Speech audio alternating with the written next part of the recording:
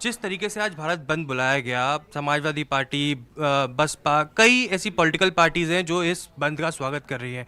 सरकार ने साफ किया है एससी एसटी की रक्षा के हित में वो काम कर रहे हैं, और जो यू टर्न लिया गया, जो वापस लिया गया, वो कहीं ना कहीं इनके हितों में ही है। लेकिन वो नहीं मान रहे, सुप्रीम कोर्ट की भी गाइडलाइंस आई हैं, वो इसको अमान्य करार दे रहे हैं। आप किस तरीके से देखते हैं? सरकार संवेदनशील है, इसलिए लेटरल एंट्री वाले विषय पे मैंने आपको अभी कहा कि नेहरू जी के जमाने से लेटरल एंट्री थी, मर्जी आप जिसको ले लेते थे ये, तब तो ये क्यों नहीं बोले जी।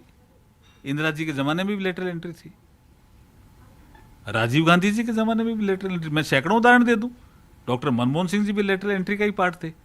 76 में वित्त सचिव कैसे बने वो, लेकिन मोदी जी ने इसको व्यवस्थित किया। SC ST OBC के हितों की रक्षा करने वाली सरकार। ज्ञापन भी दिया गया था सरकार को, और उसमें सारे तमाम नेता जो थे अलग अलग पार्टी। हाँ, ये 9 अगस्त का एक ज्ञापन था जो अनुसूचित जाति और जनजाति से संबंधित जो भारतीय जनता पार्टी के MP थे, वो सब प्रधानमंत्री जी से मिले थे सुबह 10 बजे 9 अगस्त को। सत्र चल रहा था और कहा कि इसमें कंफ्यूजन कुछ लोगों ने क्रिएट कर दिया है अपोजिशन में, अब प्रचार करके, तो वो दूर होना चाहिए। तो उसके बाद उसी दिन एक कैबिनेट की बैठक दी जिसमें ये सब दूर हुआ और कहा कि criminal is not part of the judgement, और क्रिमिनल SC ST में नहीं है, ये क्लियर किया।